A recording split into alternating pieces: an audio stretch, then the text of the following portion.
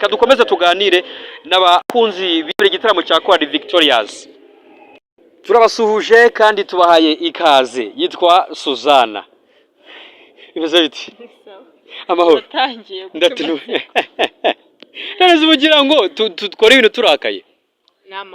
Ni amahoro. Tumaze kuganira n'umurundi. Yego.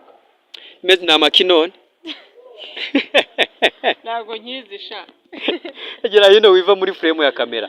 Suza, uri imwe mu bantu bakundwa n'abantu benshi. By'umwariko muri kore kugana Yesu ndetse no mu gihugu hose. By'umwariko icyo kintu cyakira gute? Ndabyishimira cyane. So by'agaciro kuri njyewe. Ndabikunda kandi nkunda abantu bose bambwira ko bankunda biranshimisha. Hari umuvandimwe w'umushinga nawe tumaze kuganira arambwira ati muri kore kugana Yesu nkunda korari nkunda umuntu witwa Suzana nkunda uburyo akoresha mwemuye mwemuzi icyari cyo cyangwa musemurire. Hari indirimbo dufite y'ikirundi irimo iryo jambo ariko ntabwo irajya hanze. Yego. Suza mbere na mbere abantu twaganiriye ku ruhande ambwira ko yaje mu gitaramo cya Victorious ariko by'umwariko anatekereza kuri kugana Yesu. By'umwariko kubona urukundo mufitiwe hano mu Rwanda ndetse no mu mahanga mu bitekerezo gute? Nitwe twamuzanye mu gitaramo. Nimwe mwamuzanye? Yaje kureba kugana Yesu ahubwo asanga dufite gahunda yo kuza mu gitaramo hanyuma turazana. Yego. Birumvikana no kuvuga ngo nazimura umuzimu mu ndaro. Nuko byagenze rwose turamucyura Muhanga. Yego. Suza reka tugire ibintu twiganiriraho. Akenshi yo turi kuganira nge nawe twigarukira ku ngingo zimwe na zimwe abantu banakunda zireba abaririmbyi muri rusange ziri kureba umuziki w'iterambere aho turi kwerekeza turi 2025 dore ko 2024 by the way. Yego. Mwaka mushya muhire Kuri twese. Areka. Rero ikibazo mba ngomba gushaka stories zitumuseka kuko abantu bagukunda useka none uyu mwe ngo ndasetse ngo ndabitangiye mba nshaka rimwe na rimwe kuba seriye nakaye komera. Anyway 2024 numwaka wagusize ute Suzana? Wanseze gute mu biki?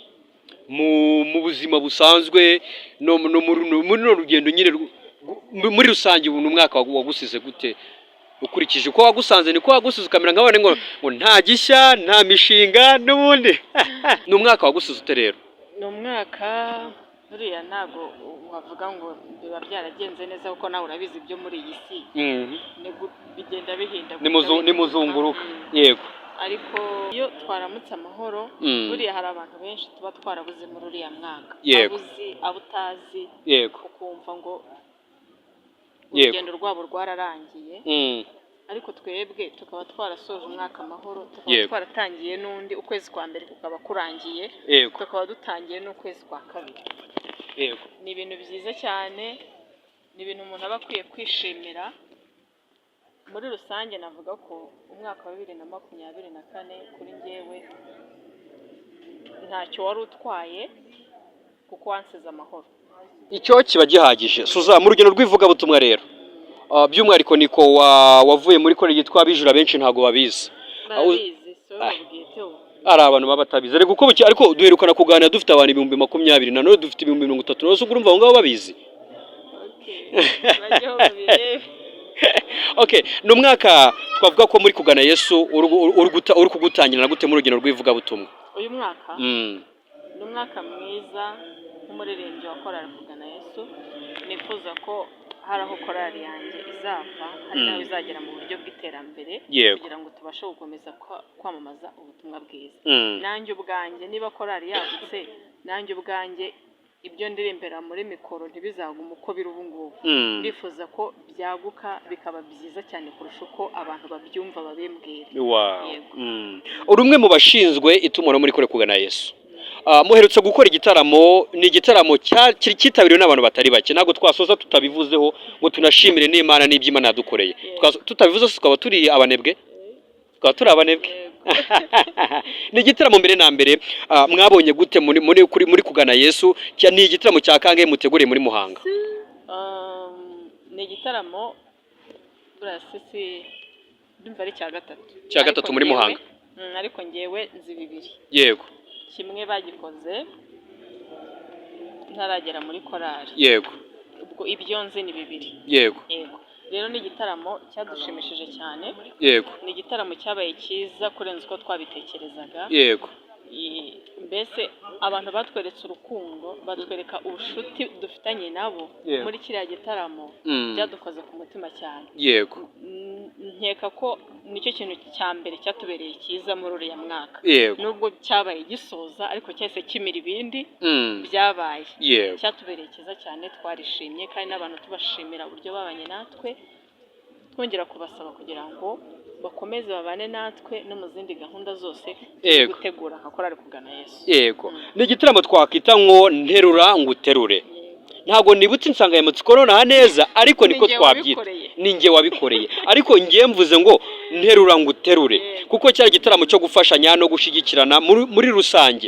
Ibyo mwabonye abantu babafashije, kuko cyari igitaramo umuntu yasabwaga kuzana ifaranga niyo ryaba 100 cyangwa niyo ryaba ari 10, akazana gusaba bikamusaba kuzana umwenda cyangwa n'ibitabo ibyo ari byo byose. Ibyo mwabonye ibyo mwari mwiteze byarenze ibyo twe twiteze. yego Ni ukuri ibyo twabonye byarenze ibyo twe twiteze, niyo mpamvu nkubwira ngo byadukoze ku mutima cyane. Yego. Ibyo abantu badukoreye, ibyo abakunzi bacu badukoreye byadukoze ku mutima. Kandi namwe Kwiringira TV mubifitemo uruhare. ni gakeya Ha. ni gakeya Kwiringira TV rwose uyu mwanya ni wo kubashimira abakunzi ba Kwiringira TV.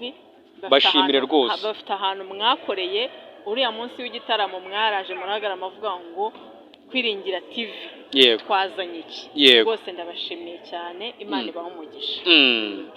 Suza, amakorali menshi akora ibitaramo nyine akanezerwa akishima, ariko wabonye zihe mbaraga mu amakorali ashobora gutegura ibitaramo kubwo gusapotinga no gufasha bagenzi babo batameze neza? Uratubwire niba kiriya gitaramo ari cyo muherukijeho mu gufasha cyangwa n'ibindi biri imbere muri uyu mwaka. Buriya ni ahantu hose, nta nubwo no ku makorali gusa, Yego. kijemo gufasha abababaye Yego. cyumvikana cyane kurusha ibindi bintu byose. Wow. Kuko hari inkuru wumva nawe ubwawe ukumva igukoze ku mutima. Ni ibyo byabaye rero, ikintu cyose kirimo gufasha umuntu ubabaye gikora ku mutima w'umuntu kurusha ikindi kintu icyo ari cyo cyose. Yego. Umuntu ahita acyumva vuba. None hari igihe perezida yigeze avuga ngo hari n'abantu bari kumwohereza ibiceri 300. Yego. Kubera iki? Ari muri ronshi nta wabiguha. Cyane rwose. Ari muri ronshi nta wabiguha. Yego. Ari ikindi gitaramo cyo kugura ibyuma nta waguha ibyo biceri 300. Nawe. Ariko umuntu yakorwagaho akumva nyine nubwo nta bundi bushobozi afite, ariko ibyo biceri hari icyo byagera gute byakora. Rero ni ikintu cyasonaga neza mu matwi y'abantu. Ntekereza ko amakorali menshi yajya gikora kuko nivuga butumwa. Nivuga butumwa cyane. Icyo warumbajije ngo nicyo cyanyuma dukoze cyo gufasha, hoya ntago ari cyo cyanyuma. Tuzakora n'ibindi, ariko tugenda tuvanga. Niba uyu munsi twakoze icyo gufasha, ejo dukora ikindi, ejo bundi twongera dushaka ikindi cyo gufasha dukora. Mbese ntago ari cyo cyanyuma, tuzakomeza kugenda dufasha abababaye kuko nabyo nivuga butumwa rikomeye cyane. Turi kugana ku musozo, Suza, twaga tuganira byinshi. Iyo twahuye ngira ngo hari n'abantu baradukunda, turi guseka, turi kwishima. Ariko Suza, reka dusoze gutya. Kugana Yesu, ngize umugisha uri umwe mu bashinzwe itumanaho muri Kugana Yesu. Kugana Yesu ni ibihe bikorwa iteganya biri imbere? Kuko tubamenyereye byibuze amezi 2 ukwezi kumwe muduhereza indirimbo, ariko after y'ibyo ngibyo ni ibihe bindi bikorwa mu Kugana Yesu iri kudutegurira? Nk'ibisanzwe nyine turi gutegura, nk'uko wari ubivuze, tubategurira indirimbo tukazibagezaho. Yego. Mukazumva audio, mukazireba n'amashusho. Rero uyu mwaka turategura ibintu byinshi, gusa harimo ikindi gitaramo. Wow. Yego, harimo ikindi gitaramo uyu mwaka, abantu babe bakitegura, turi kubinoza neza, tuzagenda tubibamenyesha uko iminsi izagenda. Ariko uyu mwaka harimo ikindi gitaramo gikomeye cyane. Yego. Twavuga ko ari ibintu bidasanzwe, twavuga ko ari ibintu bikomeye kuri Kugana Yesu, twavuga ko ari ibintu bihambaye kuri Kugana Yesu. Ni muri imwe muri korali bavuga ko ubundi niko yatangiye ngo 2015 yari ihari kandi ihamye ikomeye, ariko 2019 Kugana Yesu itangira kugaragara. Ni imbaraga ki mubona mwivuga butumwa rinyuze kuri murandasi cyangwa se kuri YouTube, kuri Facebook no kuri WhatsApp n'ahandi n'ahandi? Iravuga butumwa rirakomeye cyane. Yego. Kuko abenshi niho tumenyera korali, tukamenya ngo korali iyi ni iyahana iririmbiye indirimbo. Mu by'ukuri korali ya hano kuri Bilingual Church iri ahangaha ntishyire indirimbo kuri ayo masosho media ntawe uzamenya indirimbo yayo kandi mu by'ukuri ifite ubutumwa. Yego. Rero izi mbuga zidufasha kwamamaza ubutumwa. Niba turi hano nka korali kugana Yesu turi Muhanga, umuntu w'i Karongi akaba azi dusiga iby'isi, umuntu w'i Nyagatare akaba yize, shyiraho ni Burundi na n'umuntu yego, umuntu w'i Burundi akaba azi, umuntu wa Uganda akaba azi Bibiliya. Yego. Yego, rero nivuga butumwa, ariko iyi social media itabaho, izi mbuga dukoresha zitabaho, mu by'ukuri n'umurimo nta hantu wagira gute wagera. Yego. Rero izi mbuga dukoresha zifasha korali cyane mu iterambere ryayo. Suza, cya kibazo cyacu tutajya tureka kuvugaho, umuziki abaririmbyi urabona imyitwarire kimeze neza? Icyo kibazo koko. Oya, tukigarukaho umwaka tugomba kwa updatinga ibintu uko bimeze, tukabwira abantu update. Mwuka wera cyakomeje kuturinda no kutuyobora. Yego. Rwose turacyari mu biganza bye. Yego. Imana ikomeze twiyoborere, dushyire mu murongo ishaka ko tubamo nk'abaririmbyi, ubundi byose bizagenda neza. Yego. Kongera twibutse imbuga nkoranyambaga za korali kugana Yesu, abantu barayizi ariko ntago bazi ngo dukoresha TikTok, dukoresha YouTube, yo barayizi. YouTube channel ariko izindi kugana Yesu Family Choir. Yego. Na Instagram ni kugana Yesu Family Choir. Na Facebook ni kugana Yesu Family Choir. Yego. Na TikTok ndumvarizo nzi. Reka dushimire kugana Yesu binyuze muri Suzanne, si byose? None by'umwihariko twizere ko Imana ikomeje kudutiza uburame twese muri icyo gitaramo, nubwo tutazi ngo ni ryari, muragiteganya ryari se? Tuzababwira. Usigara wabaye nk'abantu. Turagira ngo ntangaze amakuru atizewe. Okay, reka twizere ko n'ibintu bizagenda neza. Nyagasani akomeje kubaha umugisha, kandi ibikorwa byo gufasha ni ingenzi, ngira ngo mwarabibonye, natwe twese twarabibonye. Suza, ngo sezera abantu bakunzi bawe n'abakunzi bakuri, kuko baragukunda ari benshi, unabasuhuze cyane. Ariko abantu bankunda rero bo kuri Kwiringira TV, yego, ndabasuhuje cyane. Mukomeze umurimo, mukomeze mudushyigikire, mukomeze mudukunde, natwe turabakunda cyane. Yego. Ubundi Imana iduhana umugisha mu izina rya Yesu. Amen. Nakoze cyane Suzana, Imana ibaho umugisha namwe bare bakurikiye Kwiringira TV. Nyagasani abahezagire. Kwiringira TV, ubutumwa bwiza kuri benshi, gukizwa kwa benshi. Matayo 24 umurongo wa 14.